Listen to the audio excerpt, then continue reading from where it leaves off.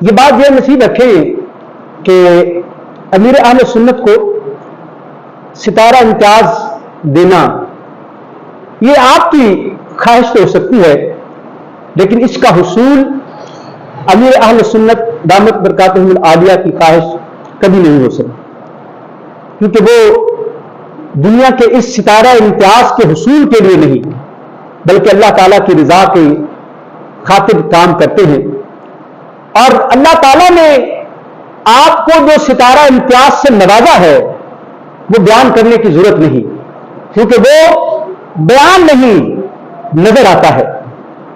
آپ فرمائیں تو بے نمازی نمازی بن جائیں، آپ سے جو ملے وہ آپ کا اور آپ کے ذریعے پیارے آقا صلی اللہ تعالی علیہ وسلم کا سچا غلام بن جائے۔ آپ فرمائیں تو لاکھوں لوگ دین کے مسافر بن جائیں، آپ فرمائیں تو دنیا کی دولت آپ کے قدم بوسی کرنے لگے، آپ فرمائیں تو گستاخان مصطفیٰ صلی اللہ تعالی علیہ وسلم کو جواب دینے کے لیے اس نے جمال مصطفیٰ عشق مصطفیٰ کے نام سے ہزاروں مساجد بن جائیں، آپ فرمائیں تو عظمت قرآن کے لیے پوری دنیا میں سینکڑوں مساجد کی تعمیر شروع ہو جائے۔ یعنی جس کی بات پر ہر کوئی لبیک کہے اور کان بھرے اور حکم کی بجا آوری کو اپنی سعادت سمجھے، اسے کسی ستارے کی ضرورت نہیں ہوتی۔ اور ہمیشہ اللہ تبارک و تعالی کے چاہنے والے دین کے خدمت گار وہ دنیا سے کسی اعزاز کے طلبگار نہیں ہوتے، وہ اللہ تبارک و تعالی سے اس کی رحمت کے طلبگار ہوتے ہیں۔ ان کی نگاہوں میں ان ستاروں کی کوئی وقت نہیں، کیونکہ ان کی نگاہ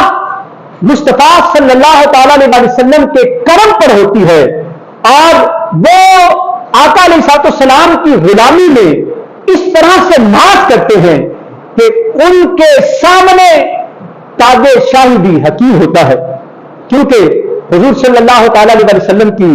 غلامی سے بڑی کوئی اور چیز نہیں ہو سکتی۔ اس لیے ایسے لوگ بے لوث ہو کر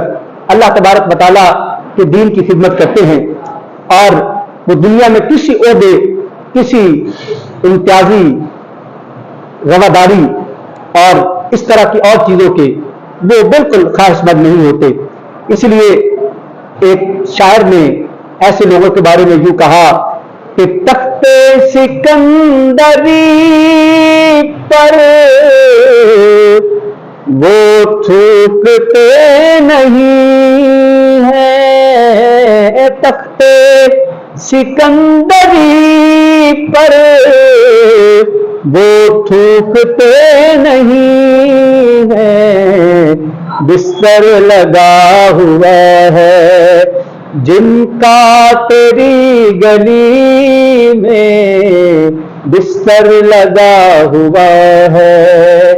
جن کا تیری گلی میں۔